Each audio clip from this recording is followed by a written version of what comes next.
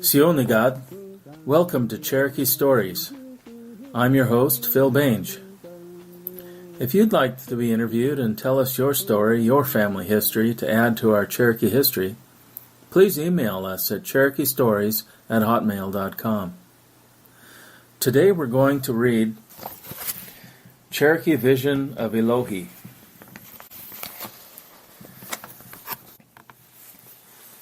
The Elohi. When we lived beyond the great waters, there were 12 clans belonging to the Cherokee tribe. Back in the old country in which we lived, the country was subject to great floods. So in the course of time, we held a council and decided to build a store reaching to heaven. The Cherokee said that when the house was built and the floods came, the tribe would just leave the earth and go to heaven. We commenced to build the great structure, and when it was towering into one of the highest heavens, the great powers destroyed the apex, cutting it down to about half of its height. But as the tribe was fully determined to build it to heaven for safety, they were not discouraged, but commenced to repair the damage done by the gods. Finally, they completed the lofty structure and considered themselves safe from the floods. After it was completed, the gods destroyed the high part again. Then the tribe held another council and concluded to move out of the floody country and hunt one more dry and suitable to their liking. So, they journeyed for many days and years and finally came to a country that had a good climate and was suitable for raising corn and other plenty, upon which the tribe subsisted. Other red tribes or clans to the Cherokee tribe began to come also from the old country. The emigration continued for many years, never knowing that they crossed the great waters.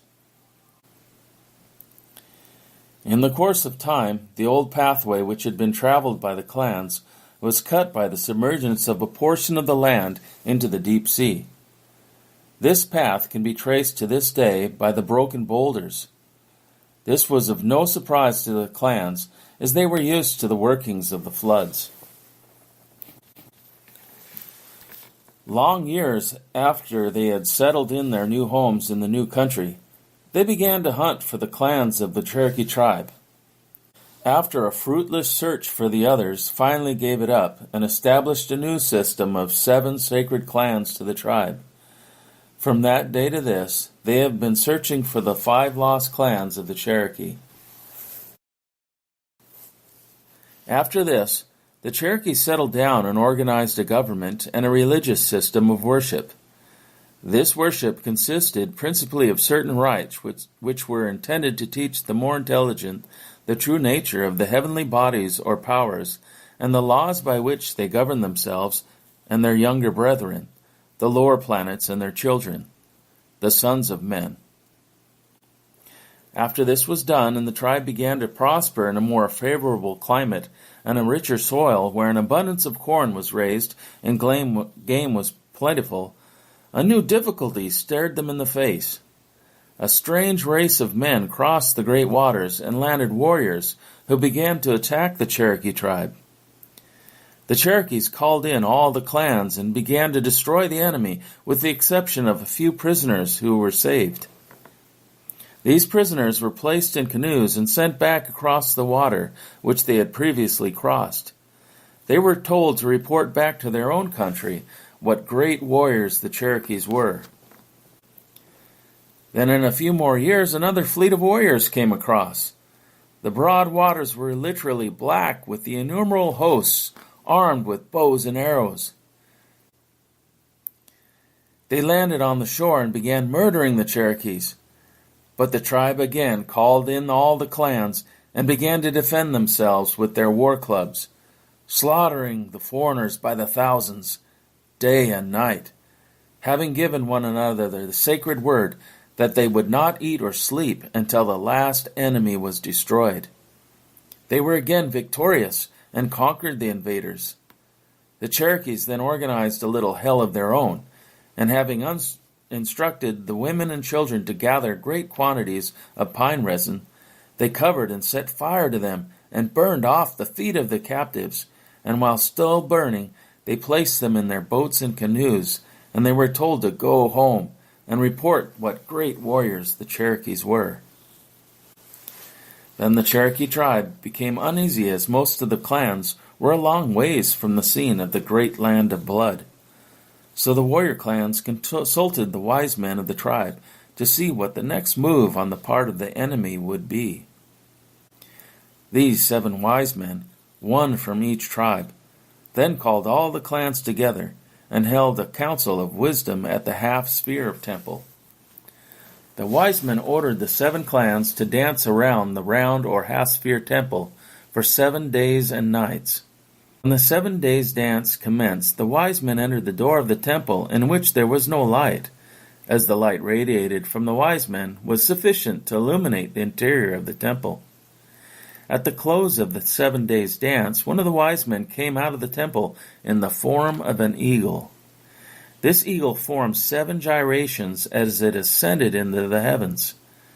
After the eagle had performed the 7th spiral evolution and disappeared into the 7th heaven, the clans broke up and went home, leaving the other 6 men in the dark temple, which was lit up by the psychic or spiritual light only. The wise men then came home, and after consulting the Kakate, told the people that these warriors would not come any more for 7 years. Then the Cherokees trained their young men for war, and all the clans were notified of the fact. When the warriors came again across the great waters, they were fully prepared to meet them again. These warriors came by the thousands and thousands, but they had to resort to some other scheme besides depending on their war clubs, fell upon the idea of using poison in their wars with the terrible invader. They then sent some great warriors out to kill the great and terrible 7-rayed serpent and get its poison, which they did, and placed the liquid in cymblings. At the close of the 7 years, the dark, terrible warriors crossed over like locusts in numbers, with boats and loaded with poison in arms, thousands and thousands. When the enemy arrived, the Cherokees and all their clans came in with their war clubs and cymblings filled with oocotine poison. Running near the lines of the enemy, they shook their gourds of poison, and spilling the poison near them, they kept on one after another, whooping as they went. The Cherokees sat at right angles to the first run, and decoyed the enemy to follow. When the invader came to where the poison was spilled, they fainted and fell down. The Cherokees then came up and slaughtered them by the thousands and thousands. The defeat discouraged the dark invader, and the war from the source ceased. The Cherokees then lived for ages in peace, and a knowledge of the war with the dark invader became in the course of time only a story. Their ancient worship of the wise ones of heaven was kept up. This worship was organized at a time that was beyond the memory of the wisest of the Cherokee tribe. It was only reorganized in the new country as the ancient religion. The people lived for ages in peace and happiness. After this living for ages in peace and prosperity, the Cherokee tribe increased greatly in population. They built the Katigis throughout the 7-clan nation, organized on the broad principle of universal brotherhood, which included the whole earth except the 5 lost clans. Then it happened. While the Cherokee tribe thus lived in their new country, that strange white canoes appeared on the broad expanse of great waters. The clans gathered on the shore in wonder and astonishment at the arrival in their waters of these strange vessels. These white canoes hovered in the sight for several days, as though not confident that they would be received with welcome by the tribe. The clans, thinking they were beings from heaven, began to beckon to them to come to the shore. The clans also prepared corn in which was cooked sweet nuts, venison, and other prepared food to be presented to these white beings in their canoes. White being an emblem of purity with the Cherokees, they looked upon these white beings as a pure race from the upper world. The white beings of the white canoes were soon convinced that no harm was to be expected, and they landed. The strangers were received with welcome by the tribe, and food was brought in and given them. Tobacco, which had been purified and called the cola of peace, was also brought, together with pipes, and the strangers were asked to smoke with the clans. Then the white strangers, which were supposed to be visitors from heaven, and who were supposed to be such on account of their white skins, as the idea and emblem of white was purity and spirituality among the Cherokees, were taken to be such, asked that they be allowed a small piece of ground upon which to camp, cook, and sleep. It was charitably granted. These strangers were entertained by the Cherokee clans very charitably, and food and other articles of comfort freely given to them. Then these strangers made known their desire and willingness to remain with the native Cherokee clans, if they were allowed to purchase a small piece of ground upon which to camp and sleep. They made known to the tribe that they only needed a small piece of land about the size of a bull hide.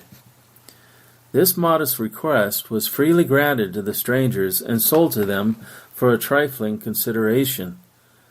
The supposed heavenly strangers then cut one of the ox hides which they brought with them into a small string which they stretched around a square enclosing several hundred square yards.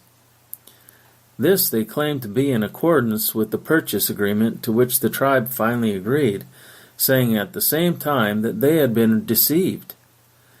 Other purchases of land were made for which a consideration was always given by the white heavenly strangers, after the cession of which the tribe always acknowledged that they had been deceived. Then the tribe finally came to the conclusion that this white stranger was from the opposite pole of the heavens, and put on his white skin for the purpose of deceiving.